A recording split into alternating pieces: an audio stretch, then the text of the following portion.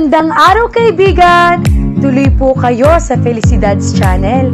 Sa mga kwento ng buhay at pag-ibig na hinalukay sa natatagong baul ni Felicidad.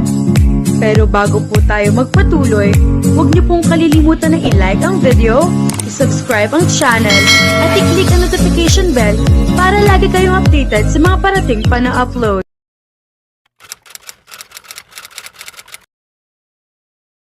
It is so beautiful, Savannah. I'm so happy for you. Sinserong wika ni Sofia sa nakatatandang kapatid nang ipaalam nito ang isang napakagandang balita. Ibinalita kasi ni Savannah na nagpropose na si Chris. Ikakasal ng mga ito. Matagal na niyang gusto mangyari iyon sa kapatid. After all, hindi na pabata si Savannah. Pero ang pinaka nakapagpasaya kay Sofia ay ang katotohanan ikakasal ito sa isang napakabuting lalaki. Si Sofia ang una nakilala kay Chris. Naging kaibigan niya ang lalaki na mag-aral siya ng kolehiyo sa bansang Paris. Magkaibang kurso nilang dalawa, pero dahil kapitbahay niya ang lalaki sa apartment na tinitirhan doon, ay naging malapit sila sa isa't isa. Siya ang naging daan para magkakilala sina Chris at ang ate niya. Nang unang beses na ipakilala ni Sofia kay Chris ang kapatid, ay nabighani na ang huli sa angking ganda ni Savannah. Ganoon pa man, hindi makagawa ng move ang kaibigan sa kanyang kapatid. Masyadong playgirl ang kanyang kapatid. Hindi ito nawawala na nobyo. Isama pa na lahat na naging nobyo nito ay mayayaman. Estudyante pa lamang sila noon ni Chris at hindi rin ganoon kayaman sila Chris. Isang small-time businessman lang ang ama na kaibigan. Ngunit kahit ganoon, hindi nawala na pag-asa si Chris na isang araw ay maaari rin itong mapansin ni Savannah. Nagsikap si Chris sa buhay. Ang maliit na business ng ama, ipinalago nito sa edad na 34, ay naging matagumpay na ito. Ang maliit na businessman ay naging isang malaki ng korporasyon at si Chris na ang CEO niyon. Nang maabot ng kaibigan ang ganoong estado ng buhay, ay napansin na ito ni Savannah. Isang taon din ang tinagal ng relasyon ng dalawa. Ang pinakamahaba ni Savannah, kaya masasabing seryoso na rin ang kapatid sa kaibigan. Masayang masaya si Sofia sa mga nangyari. Kahit hindi niya ganoong kagusto ang ugali ng kapatid at hindi sila magkasundo sa maraming bagay, kapatid pa rin niya si Savannah. Magkadugo sila. Masaya siya sa tagumpay nito. Ganoon din naman siya kay Chris. Umaasa siya na sa pagsasama ng dalawa ay magbabago na ang kapatid. Hindi ba't wala na siya nabalitaan na nagawa nga nitong kalokohan mula na maging ito at si Chris? Kontento na si Savannah sa kaibigan niya. Alam din niya na masaya si Chris dahil matagal na nitong pinapangarap ang kapatid niya. Siyempre napakaganda. Tiffany's latest collection lang naman ang singsing at napakalaki ng bilog na brilyante nito. I absolutely love it. I can't say no to it. Ngingiti-ngiti pang wika ng kapatid habang ipinapakita sa kanyang singsing. Napakunot ang noo ni Sofia. Bakit ganoon magsalita si Savannah? Bakit parang ang dating ay tinanggap lang nito ang proposal ni Chris dahil sa singsing na ibinigay ng lalaki? May mali ba siyang isipin na mahal talaga ni Savannah si Chris kaya ito pumayag sa gusto ng kaibigan niya?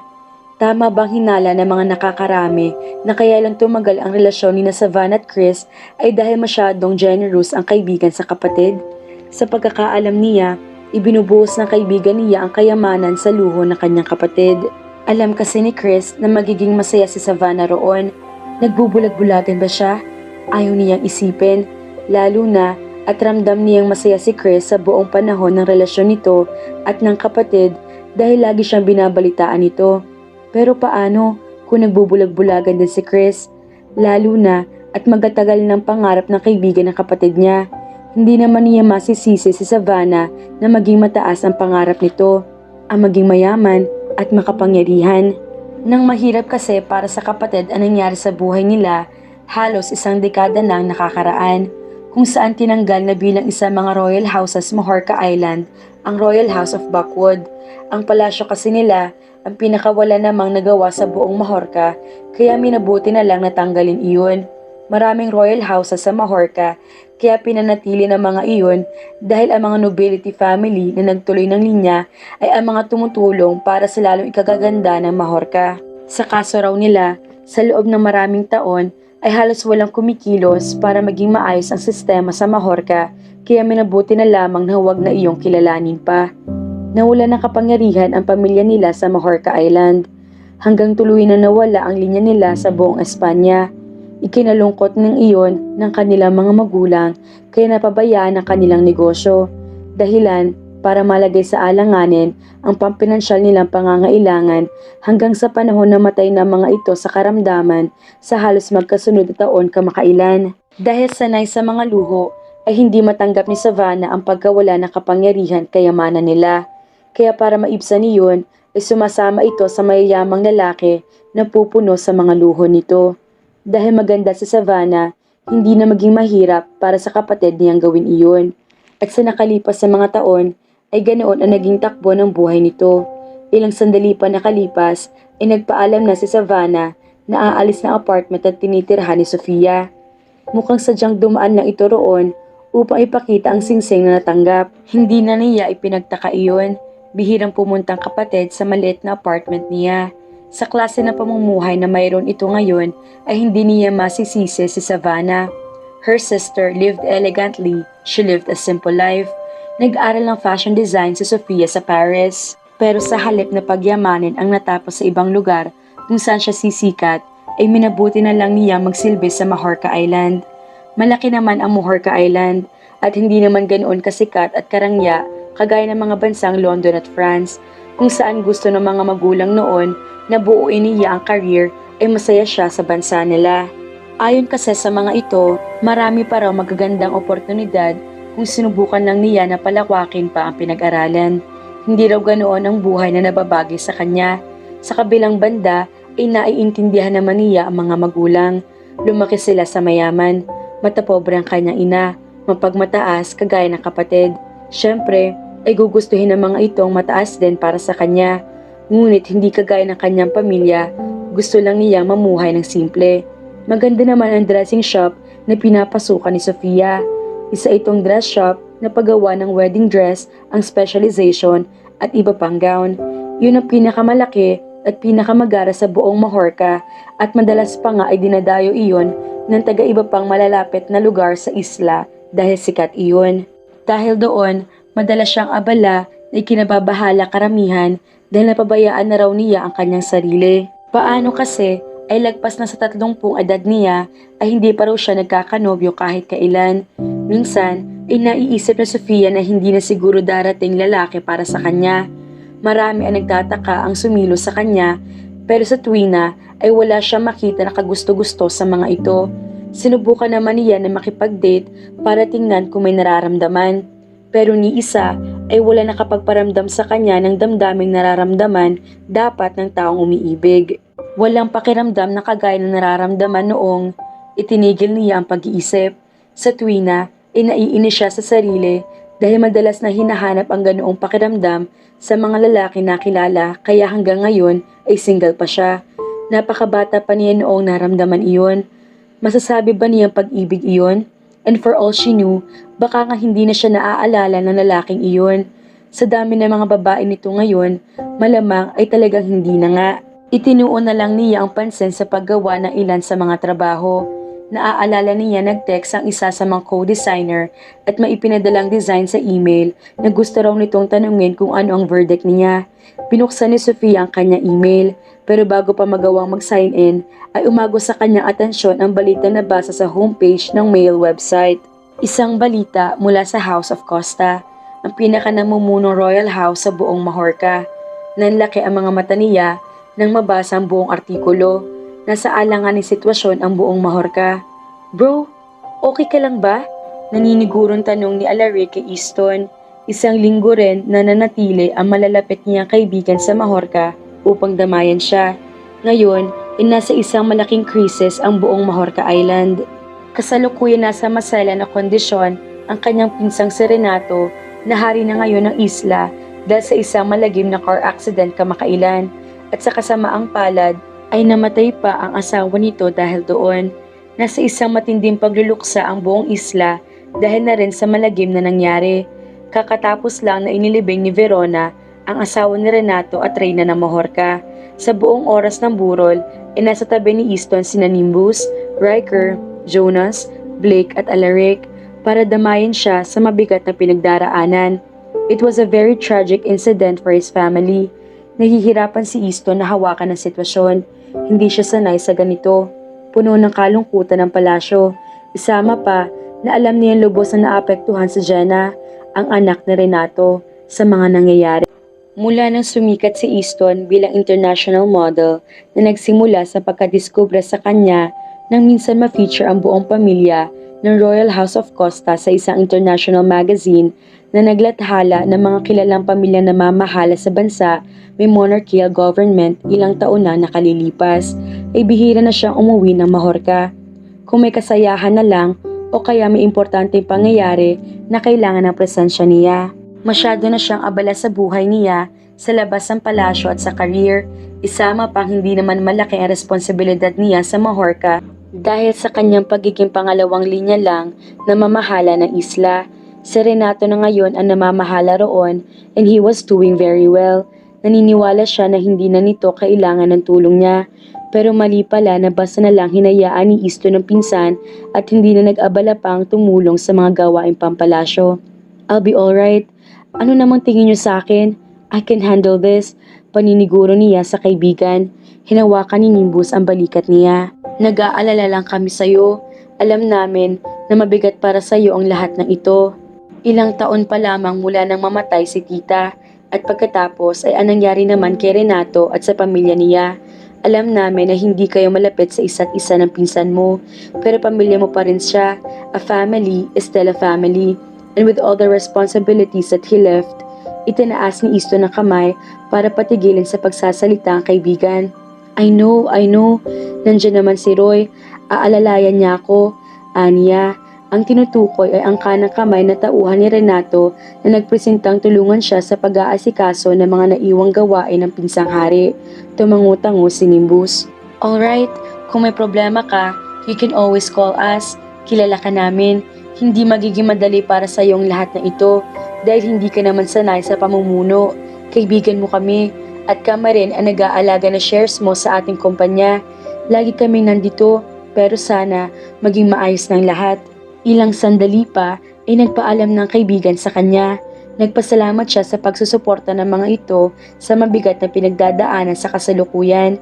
Pero sa pag-alis ng mga kaibigan ay purong kahangkugan ang naramdaman niya.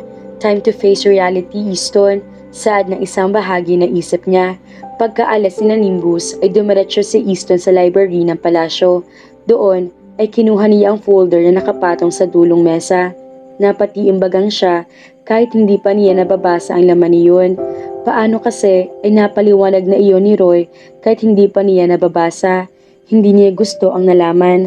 Kaya hindi na siya nag-abala pa na buksan o sabihin iyon sa mga kaibigan. Pero hindi na niya pwedeng takasan pa ang kanyang kapalaran.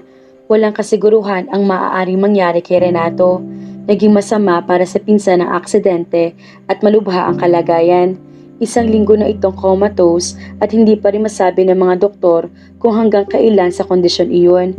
Dahil sa nangyaring trahedya, marami ay nagtatanong kung ano na raw ang maaaring mangyari sa isla. Hindi maaaring si Jen ang mamumuno dahil 8 taon gulang pa lamang ang bata. Wala pa itong kakayahan. Technically, si Easton ang papalit bilang hari. Sa nakalipas na mga taon kasi ay hindi naging maganda ang pangyayari sa aspetong pangkalusugan ng pamilya Costa. Namatay sa sakit sa pusong ama ni Renato 10 taon nang nakakaraan. Ilang taon nang lumipas ay ang ina naman nito ang namatay dahil sa depresyon. Ang mga magulang naman niya sina Princess Rhea at Prince Harold ay ganoon din. Si Princess Rhea ay namatay dahil sa sakit na breast cancer at si Prince Harold ay dahil sa komplikasyon din sa puso. Wala nang sino man ang maaring mamuno galing sa Royal House of Costa kung hindi si Easton.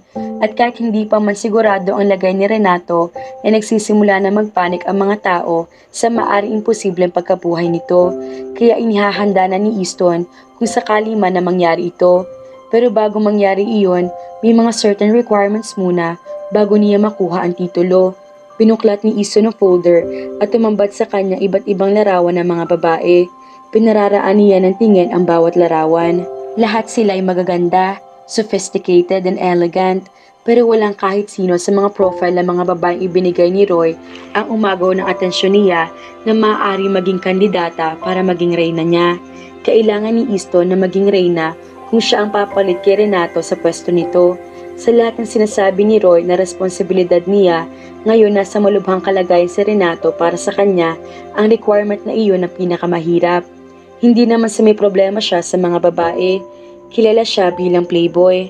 Hindi niya itinatanggi iyon. Pero iba na ang usapan ngayon. It was a lifetime commitment. Hanggang ngayon kasi ay hindi pa makita ni Easton ang sarili na nakikipag-commit sa ibang babae. May pagkakataon din naman kung saan tinangka niya na subukan iyon. 32 years old na siya nang subukan na makipagrelasyon ng seryoso sa isang babae. Mabait, maganda, at mayaman din ang pamilyang kinabibilangan na naging nobyang si Camille. Wala siya makitang problema. She was a good catch. Alam niya na magiging perpektong babae si Camille para maging asawa niya at maging ina na magiging anak. Ngunit wala pang isang buwan na itinanggal ng relasyon nila ay hindi rin niya nakayanan na panagutan ang relasyon. Nakakaramdam pa rin kasi siya ng atraksyon sa ibang babae at dahil ganoon din ang mga ito sa kanya ay hindi niya napigil ang patulan hanggang na-realize ni Easton na hindi niya kaya maging faithful. Kahit na ba ibinigay na sa kanya ang isang perpektong babae, hindi pa rin pala niya kayang mahulog dito. Sa tingin ni Easton, kaya ganoon siya ay dahil na rin sa sinabi ng biological father niya noon. May lahi raw na hindi nagpapatali at babaerong pamilya nila. Wala raw silang kakayahan na magmahal. Noong bata pa siya ay hindi siya naniniwala roon. Napalaki naman kasi siya ni na Princess Rhea at Prince Harold. Ngunit kahit maayos babae ganoon, tuwing nakakita ng mga babae ay wala siyang maramdaman na kakaiba maliban na lang sa pagnanasa sa mga ito. Crushes he had, but love, hindi niya masasabi. Masaya lang siya sa company ng babae, ng iba't ibang babae actually. Isama pa na ang mga babae ang unang lumalapit sa kanya. Nagiging mabait lang siya sa mga kagustuhan ng mga ito. Pero ganoon pa man, wala pang babae na kasilo ng puso niya. At ngayon, itong kanyang problema. Ngunit, masisisi ba ni Easton ang sarili? Gusto niya maniwala sa pag-ibig dahil nakita na niya ang dalawang malapit na kaibigan na tinamaan niyon. Kagaya ni Nimbus na sa simula pa lang ay galit na kay Audrey. Pero nakita ni Easton kung gaano kamahal at kakontento ni Nimbus sa piling ni Audrey. Ganoon din si Alaric. Alam nila na simula pa lang ay matindi ng tama nito sa matalik na kaibigan. Gusto rin na maramdaman iyon ni Easton pero tila wala ng pag-asa. Walang sino man, kahit ang mga babaeng nasa larawan, ang nakapagpatibok ng puso niya ng malakas at nakapagparamdam ng intense sa damdamin, kagaya na lang na sinasabi ng mga kaibigan. Siguro nga ay tamang kanyang ama, nasa lahi nga nila iyon. Tinawagan ni Easton si Roy nang pinasadahan uli ang mga larawan at walang makitang kainte-interes sa mga babae. Sila na ba ang lahat na pwedeng pagpilian? Hindi naman po, Your Highness. Pwede kayong pumili ng commoner. Basta dito sila nakatira sa isla. Ang profile na ibinigay ko sa inyo ay ang mga ladies and princesses buhat sa mga royal houses. Masabuti kung makakapili ka na sa kanila. We have a lot of royal houses but you were only able to gather the profiles of these very few ladies. Sigurado ka kumpleto na sila? Yes, maliban sa royal houses that has been removed by the monarchy. Katulad ng Royal House of Buckwood, the Royal House of... Pinatigil ni Easton ang pagsasalita si Roy nang marinig ang pinakakontrobersyal na Royal House. Nagpanting ang tainga niya pero naging interesado rin. Nalaman niya ang balita na ilan sa mga Royal Houses sa Mahorca na walang masyado nagagawa para sa estate, isa sa mga iyon ang Royal House of Buckwood. Merong 2 ladies ang Buckwood, tama? Ibigay mo sa akin ang kanilang mga profiles. Ngayon din, tumalima agad si Roy sa kanyang utos. Wala siyang kaibigang maituturing sa Mahorca dahil mula na mangyari ang ginawa sa kanya sa palasyo ng mga Buckwood ay hindi na niya muling nilapit ang sarili sa iba. Nakontento na lang siya sa sariling palasyo pero hindi ibig sabihin niyon ay nakalimot na siya sa lahat. Ilang sandali ang lumipas ay nasa kanya na ang larawan ng 2 dating prinsesa. Unang natagpuan ng mga mata ni Easton ang larawan ni Savannah. Hindi katakataka ang kagandahan nito. Sa nakitang ugali ng babae noong 2 dekada na ang nakararaan, duda ba pa siya na pahuhuli ito sa karamihan? She still had that elegant princess beauty even if she had lost her royal title. Masasabi rin niya na sa lahat ng larawan ng mga prinsesa na ibinigay ni Roy, si Savannah pinakamaganda. Meron itong ganda na akmang-akma para maging reyna. Ipinagsawang muna niya ng tingin kay Savannah bago tiningnan ang larawan ng kapatid nitong si Sofia. Bahagya pa siyang nagulat na makita napakalaki ng pagkakaiba nito sa nakatatandang kapatid. Napakasimple lang ng hitsura ni Sofia. May kaunting makeup sa muka. Simple at pangkaraniwang damit lang ang mga normal na tao ang ayos. Wala sa hitsura na dating prinsesa ang babae. Pero ipinagtataka pa ba niya na maging ganito si Sofia ngayon?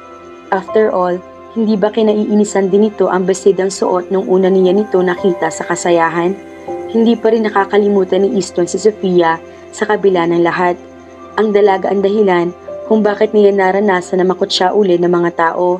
Dapat ay magalit siya dahil hindi man lang siya nagawang ipagtanggol ni Sofia noon. Dahil kung ginawa iyon ng dalaga, bakit siya pinagmalupitan ng ina't kapatid nito? Ganoon pa man, bakit nakaramdam siya ng kakaibang tibok sa kanyang puso ngayon nakita uli sa Sofia kahit sa larawan lamang? Napahawak si Easton sa baba habang pinagpapalit-palit ang tingin sa larawan ng dalawang babae.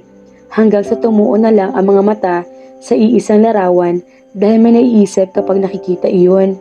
Isa nakakalokong ngiti ang pinakawala ni Easton sa kanyang mga labi. Malaki nga naman ang problema ng ating future king na si Easton dahil hindi niya alam kung sino ba ang babaeng kanyang pakakasalan, lalo na at wala naman siyang seryosong relasyon. Pero teka mga ka-felicidad, mukhang sa magkapatid na backward pa siya makakapili ng kanyang pakakasalan. Ang tanong, sino kina Savannah at Sofia? Abangan!